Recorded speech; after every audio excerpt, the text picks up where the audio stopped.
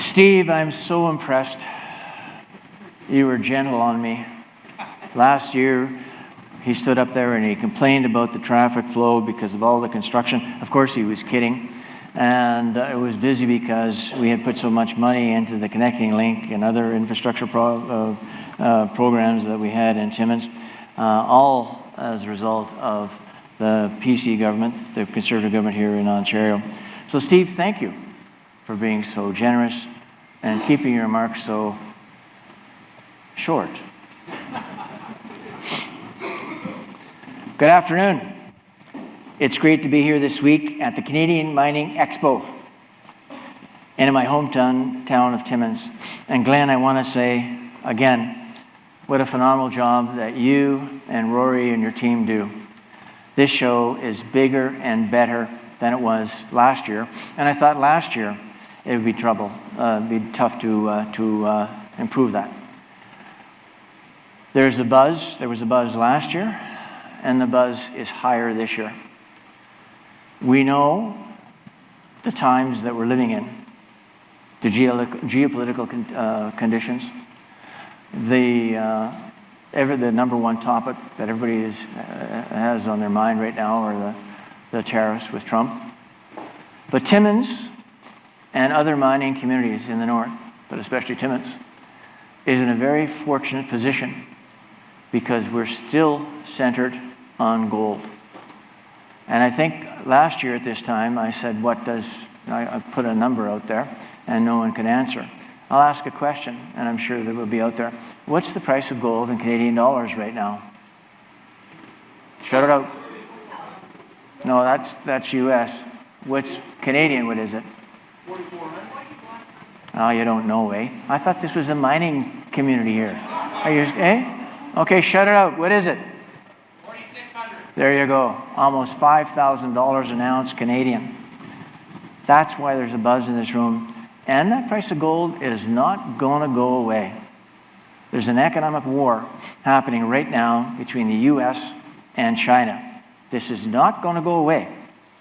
We know the Chinese already have the biggest navy in the world, and they've just proven in a skirmish that they had with Afghanistan and India that they've got the best aircraft. This is not going to go away. We know there's a battle in the bond markets, and the bond markets, of course, reflect more than the equity markets the state of the world's economy. Timmins is perfectly poised to thrive in this type of environment, and this environment is going to be around for quite some time. So you have to understand where you are here in Timmins, the point in the history that you are, and how important it is, as I keep saying, to seize the day. I will talk about the role of my ministry, but I want to get that out right now to everybody in Timmins around this show. Galleon Gold, I had a brief moment to talk to David there, and they had an analyst there. So Glenn, this is at you. The last few years, I've said if we could combine the financial community, the analytical community, with this show, we'd have the best show. It'd be better than PDAC. Why? Because the analysts like to talk to real people that know the business, that they can go to the field and visit these projects. Get the analysts here, and we've got the whole package. And Glenn, you'll have your wish for more hotels.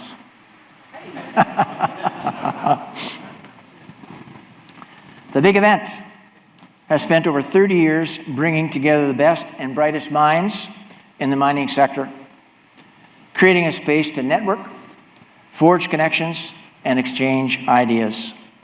The Canadian Mining Expo provides a valuable opportunity for companies to showcase the latest innovation and technology. Would anybody in this room argue with that statement?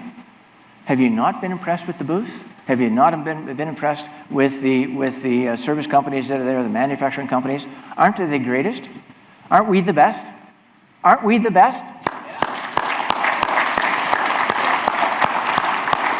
Never forget that. We are the best. Very important to remember this. There is a silver lining with Trump's tariffs as we pivot away from the dependence on domestic markets and concentrate on international markets. You must remember how good we are. You must have the security and the knowledge that we can get our product to the market, and it will be the best product in the world. You must keep advocating for that. Believe in yourself. Believe in the North. Believe in Timmins. Companies such as those in our province's cutting-edge mining supply and service sector, a sector that generates more than $10 billion in revenue every year, including 1,400 companies, that employs over 40,000 people and has an annual direct contribution to GDP of $3.9 billion. The mining companies. Northern Ontario is a centre of mining excellence, with suppliers servicing both the domestic and international markets, offering world-class equipment and support services. And again, once again, proving that Northern Ontario is one of the best places in the world to do business, and no better place in Northern Ontario than Timmins. And before I speak any longer, I want to emphasize one thing. Now, Steve, you mentioned the emphasis on Indigenous peoples.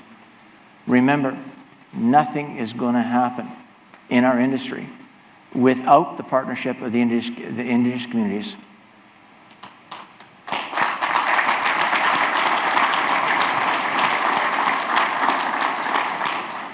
And you know who understands this more than anybody?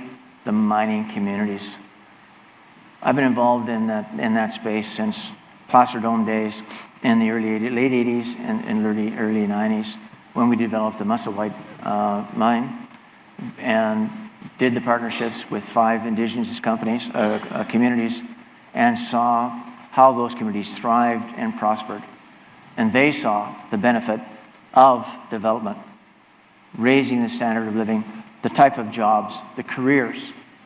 No one has been doing it longer than the mining community, and we know how to do it the best. Remember that.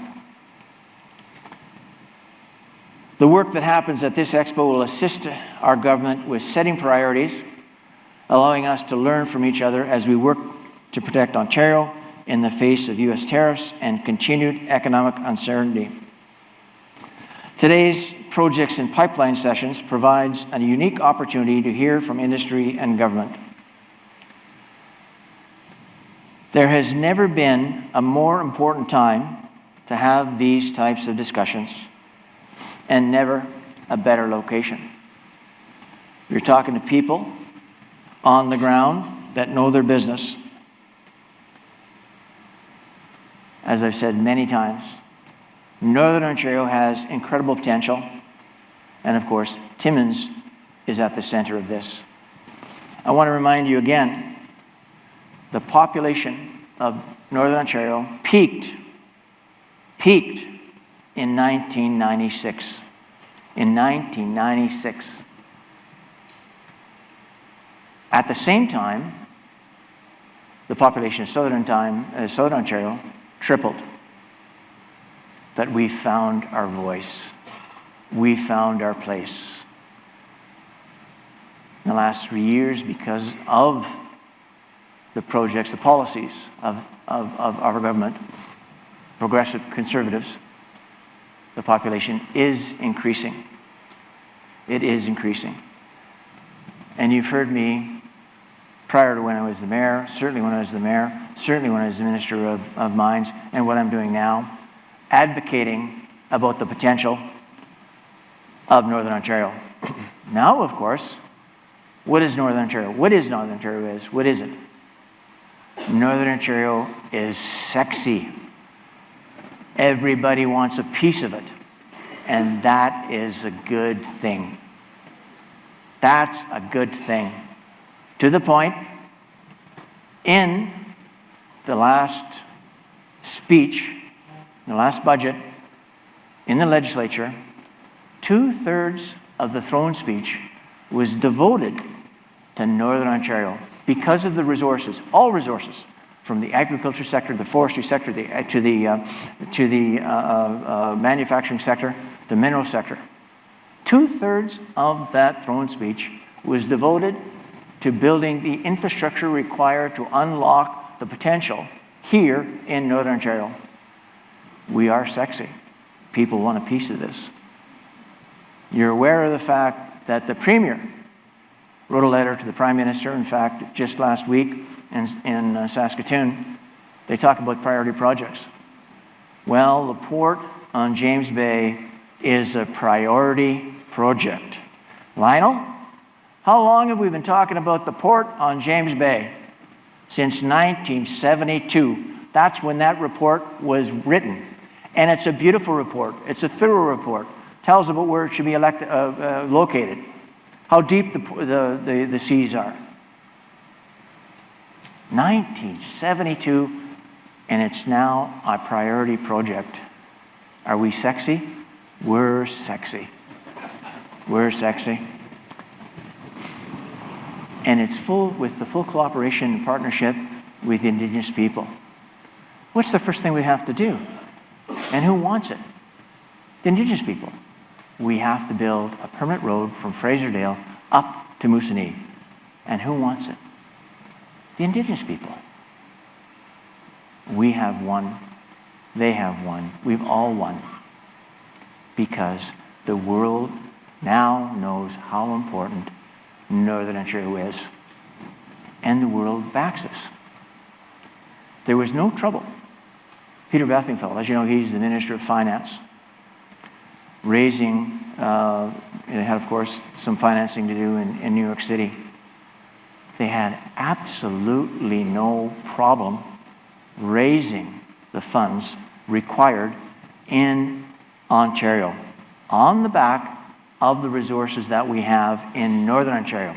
You know who had trouble raising the last bond issue? Was in the States. The last issue was the 20-year paper, and it was undersubscribed, which means, of course, the Fed has to buy, or the Treasury has to buy the paper off the Feds. Quantitative easing.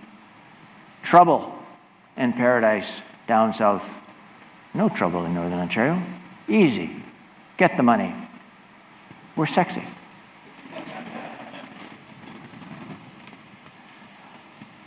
My ministry, together working with my cabinet colleagues, Northern partners, businesses, and Indigenous communities, is supporting a stronger, more resilient Northern Ontario. I'll tell you a little about what we do here in this ministry. I want to talk a little bit the Northern Ontario Heritage Fund Corporation.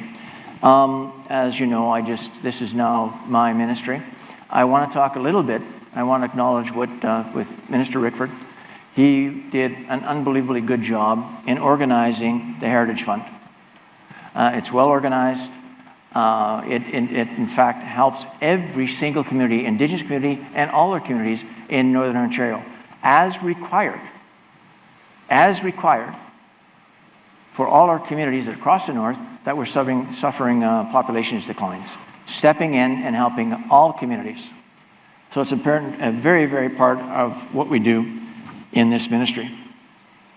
It promotes prosperity across Northern Ontario by providing financial assistance to projects, big and small, rural and urban, that foster growth, create employment, and encourage workforce development. Workforce, I'm sure Robin must be here someplace. Workforce. This past January, we announced an investment of an additional $30 million over 3 years, starting in 25-26, bringing the NOHFC's annual budget to $110 million.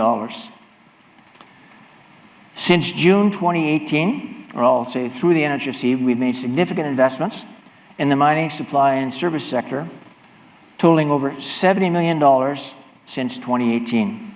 Since June 2018, the Heritage Fund has invested more than $905 million over 7,000 projects across Northern Ontario, leveraging more than $2.8 billion in investment and creating or sustaining over 11,000 jobs. That's what we do. That's our job. That's our government's job. It's a very important fund that we have available to those that want to put an application in. And I'm sure that Matthew here is someplace. I talk to him all the time with the people around the city. Get your applications in. There's 4 streams. Talk to Matthew. If there's a way that we can help these communities, businesses, charities, Indigenous communities, then we will. But you must get an application in. As you know, our government is a huge proponent of the Ring of Fire. And why do I say this as a mining guy? I think the Ring of Fire, to tell you the truth, when it's fully explored, will redefine mining globally.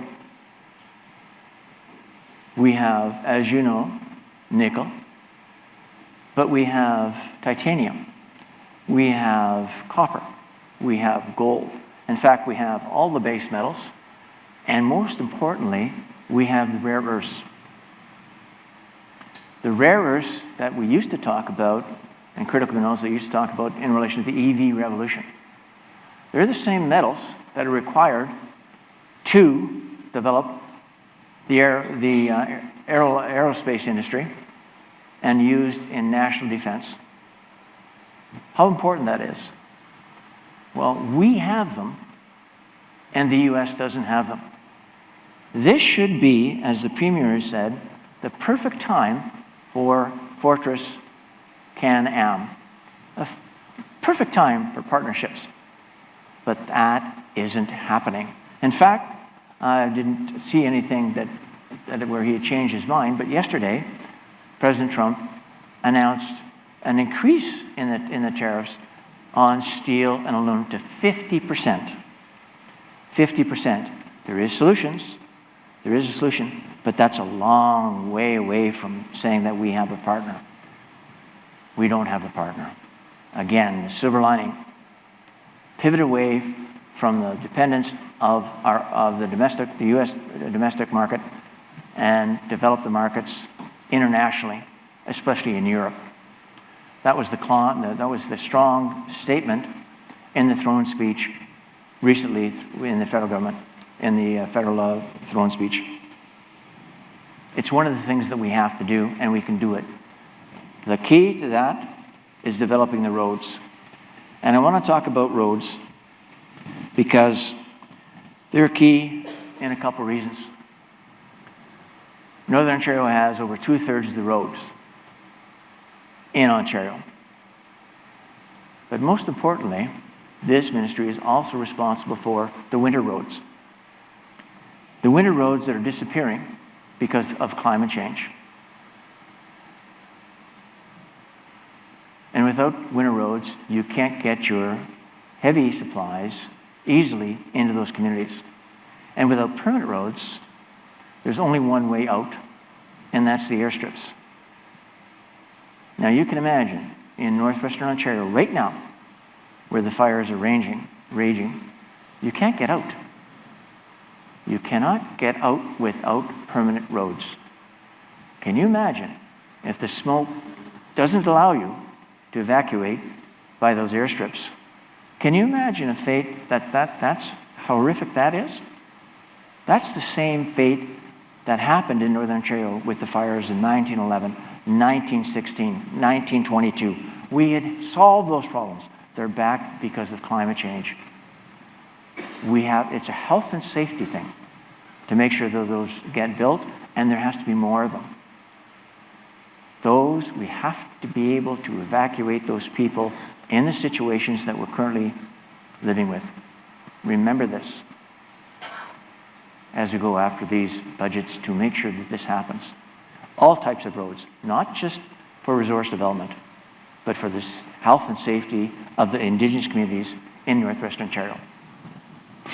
That is something we'll go after very aggressively. We're working on those highways, the permanent roads that already exist. Our budgets for highways have never been higher, but we need more. I want to talk about, as well, another aspect of transportation. I want to talk about rail. The ONR is a Crown corporation,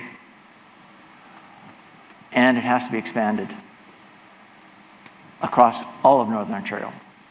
If we're going to extract and process those ores, the bulk ores, we have to expand the rail systems. And the ace that we have is the ONR. It's a Crown corporation, ready to be developed by the province. So it's not just about the Northlander, which is great. I'm sure we're all really going to enjoy jumping on that train to go to Toronto. But it's all about the freight as well. The type of freight that we have is critical for the agriculture sector, the phosphates in the Hearst area, the graphite, again on the other side of Hearst, the lithium deposits that are north of Lake Abitibi, the lithium deposits that, of course, north of Red Lake, the cesium north of and west of Lake Abitibi. Again, absolutely required for national defense. So it boils down to infrastructure, and rails are a big part of it. I want to talk about the Northern Ontario Resource Development Support Fund. A vital piece of the puzzle to ensuring prosperity in the North is resource development and supporting municipalities. It's an integral part of the provincial economy, yet it can also impact municipal infrastructure, as we all know here in the North. The Ontario Resource Development Support, NORDS, funds helps municipalities offset some of those impacts and support sustainable long-term growth and development. That's part of our ministry. I've said many, many, many times, the key for development is energy, energy, energy, energy. One of the programs that we have here in this ministry is the Northern Energy Advantage Program. All of our mines, all of our mills, all of our resources, we have to be able to supply power at an economical rate. This program is key. We know resource development and major manufacturing comes with a higher electrical cost for industrial consumers, and finding electricity pricing solutions for industry is key to maintaining global competitiveness and attracting investment in Northern Ontario. Our NEAP program supports Northern Ontario's largest industrial electricity consumers with competitive, stable, and predictable electrical prices. For that reason, our government is expanding the NEAP program from $120 million per year to over $206 million in the 25-26 to help Northern Ontario businesses to compete and grow. We've answered the call that was made by especially by the large mining industries, for more help on the energy file. So we're going from $120 million a year to $206 million. Everybody that's here, that's in the mining sector, of course, the large industrial consumers, will applaud that. New infrastructure. In this new mandate, our government wants to be bold and ensure that Canada and Ontario are set up for success as we diversify our trading relationships and look for new opportunities. That is why we're looking to build new and update existing infrastructure across the North. With Northern Ontario sitting between East and West, we know that this region can act as a linchpin for the country as we work to grow interprovincial trade.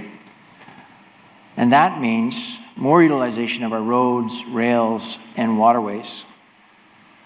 I've talked about that port. And as you know, and I've talked about many times, James Bay pierces the continent. It's the shortest and quickest way to get our goods to Asia and Europe. It's linked to the UNR. So is Timmins. And the largest centre in northeastern Ontario is Timmins. We'll be a hub of that development. A hub of that development. Years ago, I said, the most valuable export that we have was our kids as they left Timmins and other places in Northern Ontario to go south so they could seize opportunities. The feeling was there was no opportunity here in Northern Ontario. That day has passed. The opportunities for our kids, our grandchildren, are now unlimited here in Northern Ontario. We've made that possible. It's something you have to celebrate.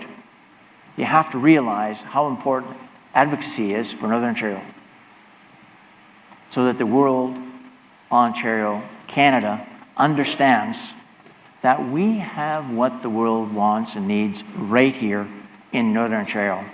We celebrate it right here at this mining expo as it grows and grows and grows. And Glenn, yeah, we're going to have to make some more room out there. I guess you're going to have to take some trees down. I'm not entirely sure. You have to make some room. My folks, no longer would anybody say the most valuable export we have is our kids, because we're seizing the day now. This is our time. This is where we are. This is why Timmins is so important. This is our day. Seize it. Seize it. Thank you very much.